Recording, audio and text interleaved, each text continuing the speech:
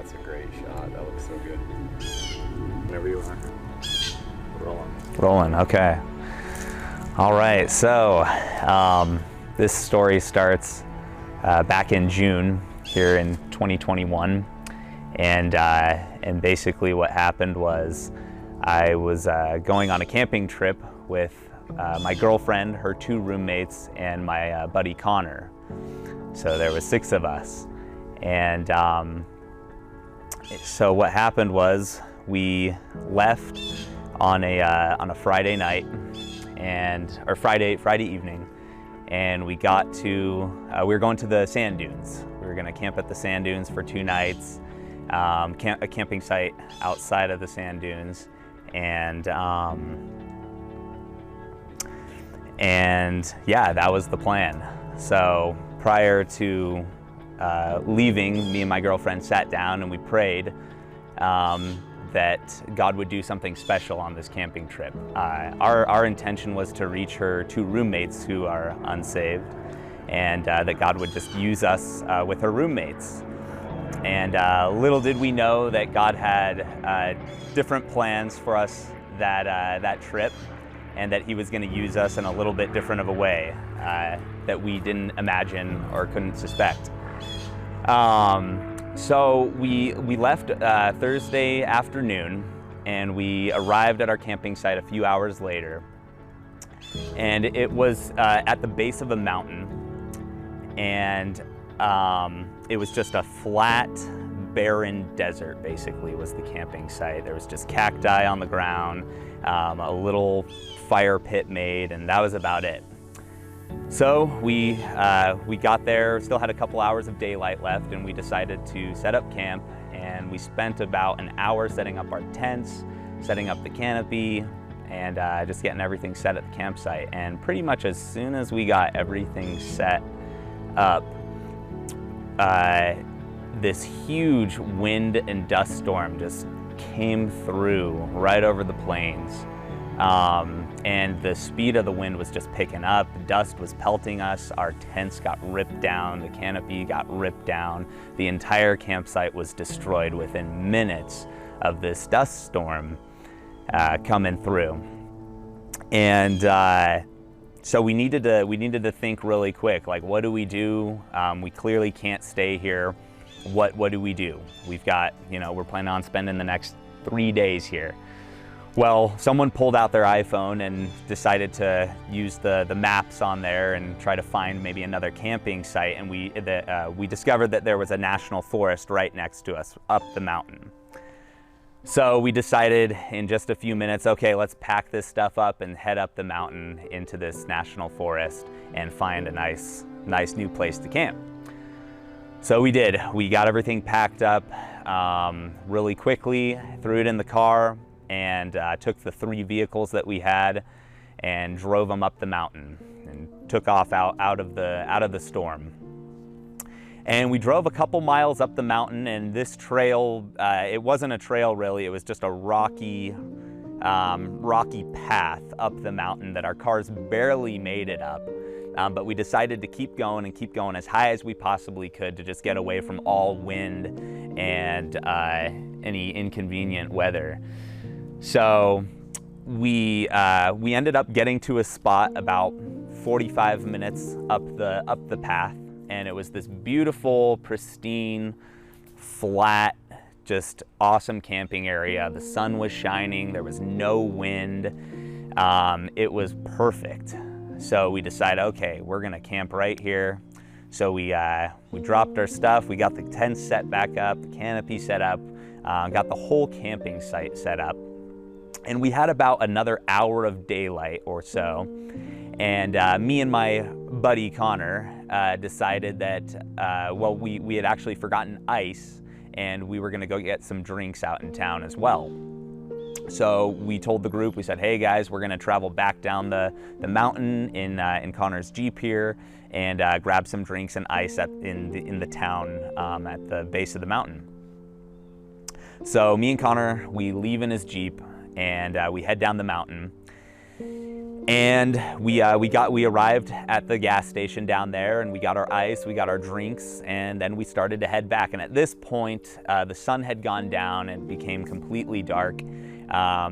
And we were traveling back up the path, and as we were getting to our camping site, we saw the fire was going.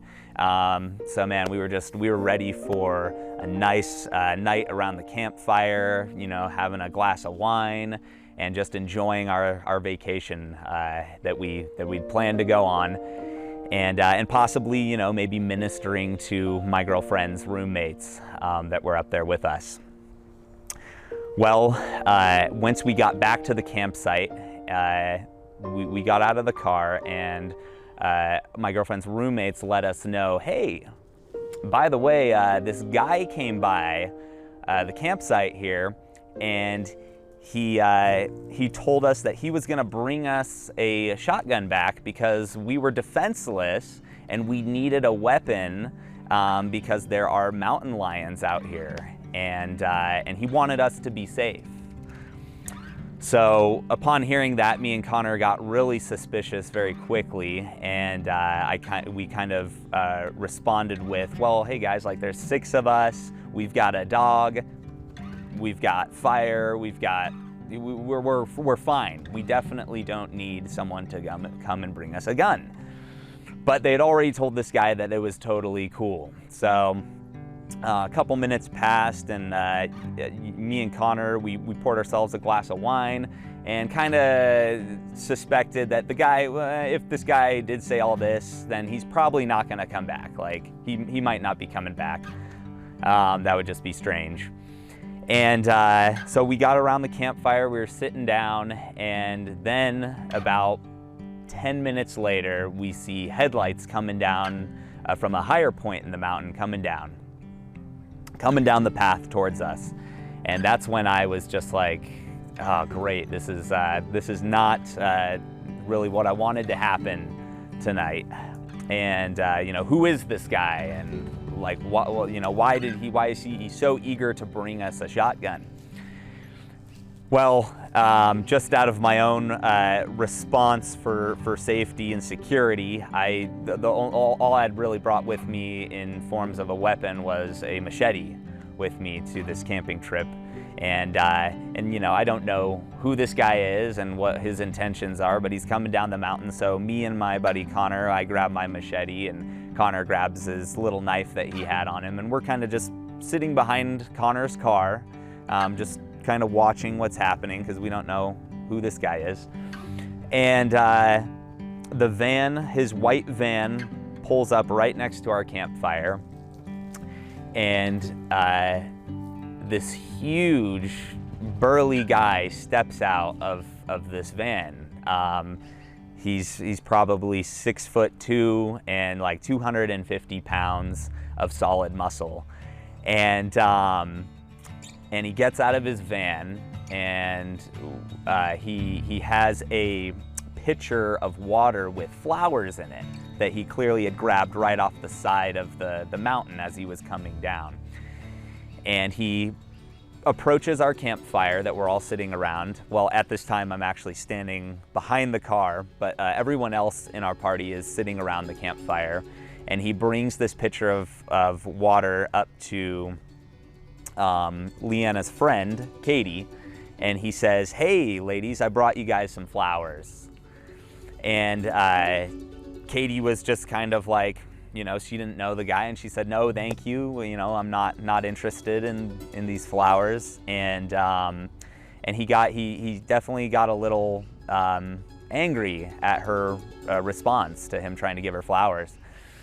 So he tossed the pitcher aside, and he went back to his van, and then he stepped out with a shotgun out of his van. And I can't remember exactly who said what to him, but someone commented on the shotgun, and he said, guns don't kill people, loads the shotgun, fires it right next to us. He says, people kill people, fires another shot right next to us. And at this point, I mean, the blast was so loud, all of our ears are ringing. We can't really hear anything. And at this point is when I,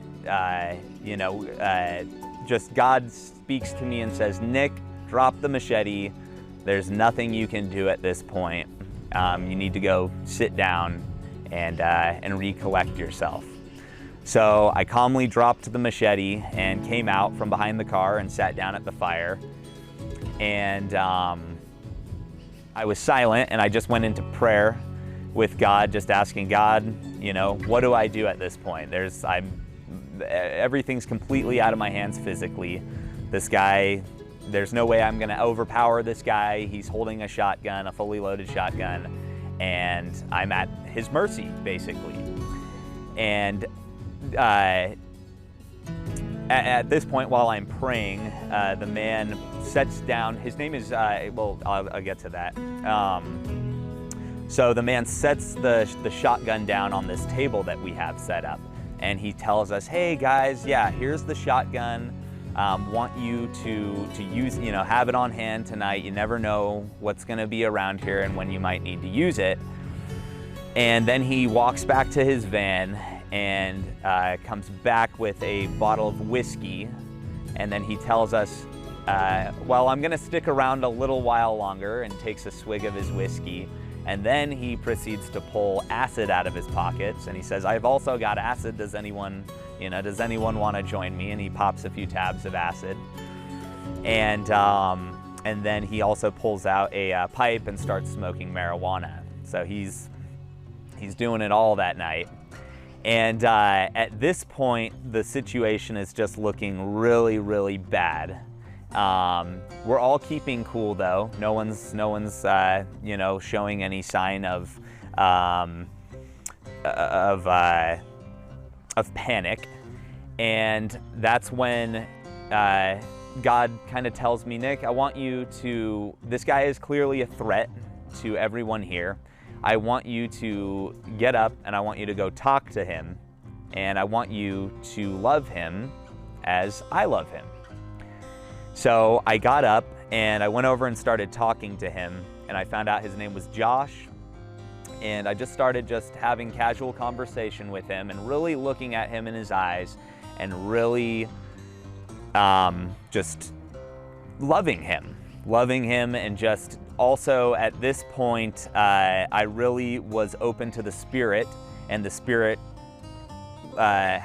took all of my fear out of me and just reassured me that God was with me and that Jesus was with me and that I was gonna be okay, that the situation was gonna be okay, as long as I submitted to Jesus and everything that he wanted me to do that night. Well, while I was talking to Josh, Jesus also just gave me a thought in my mind and said, not only are you going to get this man out of here tonight, but I'm also going to have you preach my good news to him, and he's going to come to faith tonight. And I was so sure of this, I was so confident of this as these were the thoughts going through my mind. And so I continued talking with Josh, and I asked him, hey man, like, what do you have going on tonight? Like, what's going on? And he said, well, I have a generator up at my cabin up the hill here, and it's broken, and I need to fix it. So I asked him, I was like, well, hey, let me help you go fix it. Like, let's get that thing fixed. So I'm started to get his attention off of what was going on at the campsite and on to moving up the mountain and going to fix this generator that he said was at his cabin. So I said, let's go. And he said, oh, wow, okay, yeah. If I'd love to have some help. So I hopped in the back of his van. There was just a driver's seat and a passenger seat, and I got in the van, and then I signaled for my friend Connor to come with me and to back me up. And praise God, he was willing to. So he jumped in the passenger seat and gave me kind of a crazy look of like, what are you doing? What are you thinking? Like, what's going on right now? Why are you jumping in the back of this guy's van? And I just told him, don't worry, like God's got this situation. We're gonna be fine. Well, I get in the back of this guy's van, and immediately there's a strong smell of gasoline. There was lots of gasoline spilled in the back there, and there was liquor bottles everywhere. You couldn't even see the floor. There was so much trash and just liquor bottles and beer bottles. And then we started up the mountain. Josh started driving us up this little path up to his cabin, and almost immediately things started coming out of his mouth that were very scary to hear. He told us that he was a criminal on the run, and that he also had a loaded pistol in the glove compartment there. And yeah, he was just telling us these things.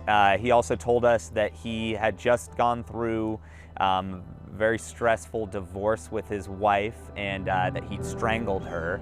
And that's about all the information he gave us. And also he just, he told us that he was using steroids, and just everything that was coming out of his mouth was all bad news. As the profile in my mind is being built of this man, God was starting to reveal to me just how serious this situation really was. And I began just in the back seat. Josh couldn't see me, Connor couldn't see me, but I began just weeping at not only just the seriousness of the situation, but also at the darkness that was consuming this man, Josh, and just how far his mind was gone, and how dark he was as a human being. But also the Lord filled me with love for him, and he gave me hope for this man. So we traveled up the mountain, and we eventually got to his cabin. And it was a tiny cabin, so it wasn't any big cabin. It was literally a tiny cabin, one room. And we stood outside of it, and lo and behold, the generator was right there, and it was broken. And I asked him, hey Josh, like, what do we need to do to fix this generator? And at this point, he's on acid, he's high, and he's drunk. So he's kind of fumbling around and trying to figure out what needs to happen for this generator to get fixed. And he says, well, we need this fuel cable. We need to reattach this fuel cable here. And I asked him, well, where's the fuel cable? And he said, well, it's in my car. So we searched his van, moving all the beer bottles and all the trash that was in his car, and couldn't find it. And then he said, oh, actually, you know what? It's in my house. It's in my cabin here. And I said, okay, let's go. You know, let's go find it. And well, he went to the door, and he opened the door, and there was this big old pit bull standing at the door. Big, mean-looking pit bull. And I said, oh, wow, that's a really nice dog you got there. What's his name? And he said, oh, his name's Cujo. And I just thought about Stephen King's Cujo film that he did. And it's a terrifying dog that rips people to shreds. So I thought that was kind of funny at the time, but my buddy Connor did not think that was too funny. And you know, something in me just said, Nick, I want you to go into that house, just regardless of the dog. Jesus is with you, and he wants you to go. I want you to go in the house. So I said, okay, we're going in. So I opened the door, and I walked right past Cujo. He didn't make a sound, he didn't make a move, he just sat there and watched me. And Connor came in after me, and we got into this cabin, and it was kind of reminiscent of like a hoarder's house, but not necessarily anything hoarded, just trash everywhere. There was trash littering the ground. There was dead mice. There were dead bats laying around. There was animal fecal matter just littering the ground, and it was a very disgusting room to walk into. And but it was apparent that this man was living here in this cabin. And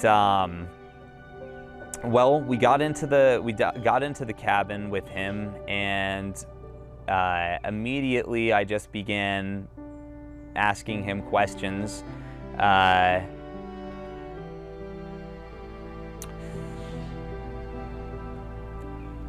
Yeah, I began asking him questions about his faith in God. I started asking him, hey, do you believe in God? And what does that look like for you? And we started to get into some deeper spiritual conversation.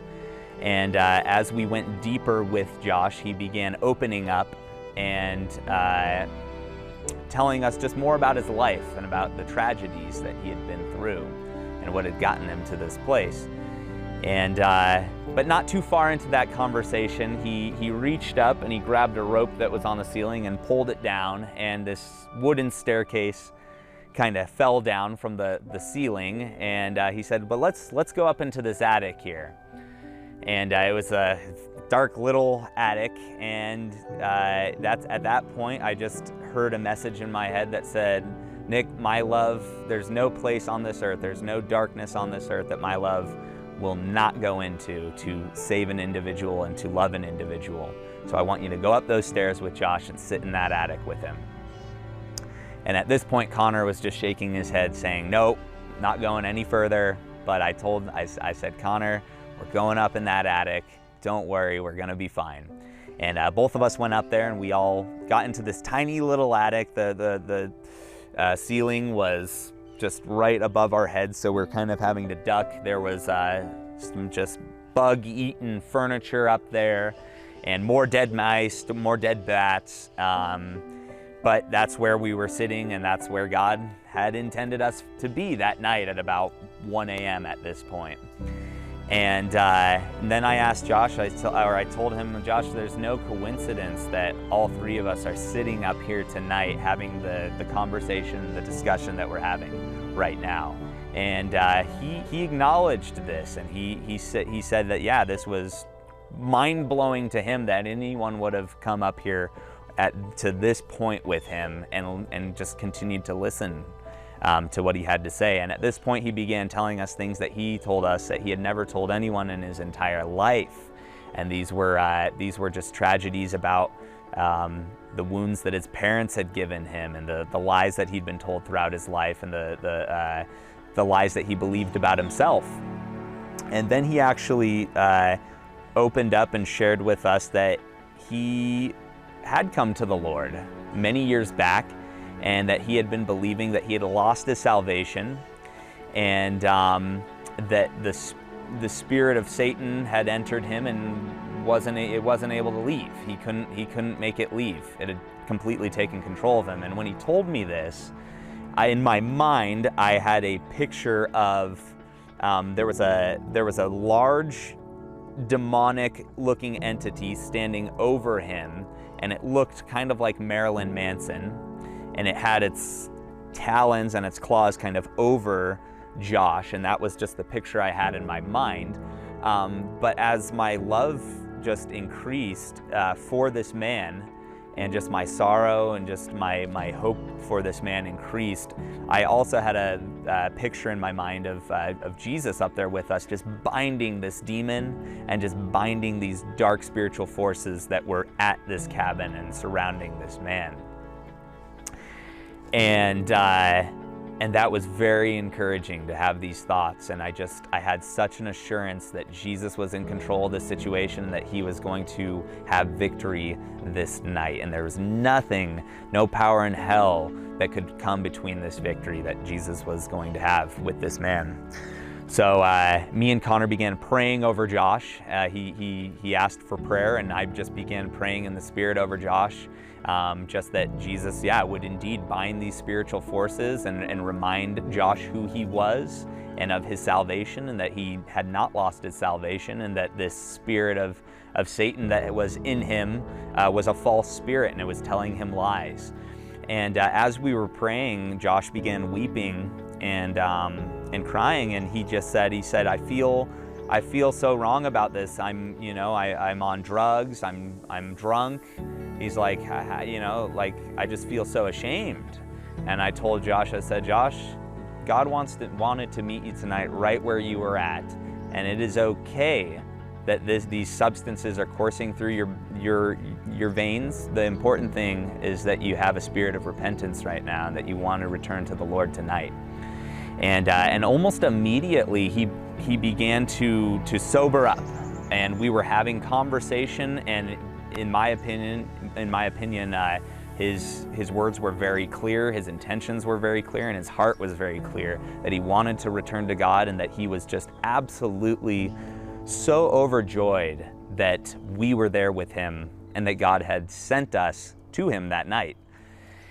And I was overjoyed too, and we continued to pray, and Josh was just pouring out of his heart how much he just wanted to return to God, and I was encouraging him that he still had a purpose. God still had a purpose for him, and and so we prayed for a little bit longer, and he was just so full of joy at just everything that had taken place that night, and all the poison that was being spewed out of his mouth on the way up to his cabin, that was all gone. There was no more darkness coming out of this man. It was just light and joy. And he was so overjoyed that before we left, he said, well, Nick, I need you guys to sign something. I need you to sign something in my house here. And I was like, what do you mean? Like, what do you mean? And he's like, I need you to put your names down or something and sign something that this happened. And I said, okay, sure. So we started to look around for some paper, but we couldn't find any paper. And there was a blank clipboard just hanging on the wall. So I grabbed the clipboard. I said, this'll do. Where's, find me a pen or a marker. And he found a marker and gave it to me. And I just asked God, what should I write on this? And the words that he gave me was, Jesus was here. With the date, and I also wrote, God bless all his children. And I left that for Josh, and he was just so overjoyed to have that little thing. And then we went outside, and I told Josh, I said, well, hey man, it's almost 3 a.m. We've got to get back to the campsite. Our family's down there. And I'm sure they're worried about us. So let's go ahead and head back down, and we're gonna return your shotgun to you. And then I want you. So yeah, we ended up driving back down the path, and we got to the campsite, and we returned Josh's shotgun to him, and he requested some more prayer. And at this point, he just began opening up about his son and about his family. And just how much he wanted things to be mended between them. So we prayed for that. And then I told Josh, I said, well, man, I want you to go back up to your cabin, and I want you to sleep off the night. And when you wake up in the morning, I just want you to come before God and just reaffirm everything that happened tonight, and just talk to him in the morning. He wants to talk to you. I said, you need to go get some sleep right now. So he said, okay. And I said, if we see you again, awesome. If we don't, no worries. Here's my phone number if you ever want to get into contact with me. And he went back up the mountain, and we didn't see or hear from him the rest of the camping trip. We were there two nights, and God had just assured me after that took place that we were totally safe, and that Josh was totally good to go, and he wouldn't give us any problems the rest of the camping trip. And then after that, it was such an amazing experience, and I was just filled with so much joy and just worship for how great God was. He put me into a sleep that night for at least 10 hours, and just dream after dream of just worshiping God and just praising him, and just experiencing just salvation, not only for other people, but just in deeper ways. And it was an amazing time. Woo!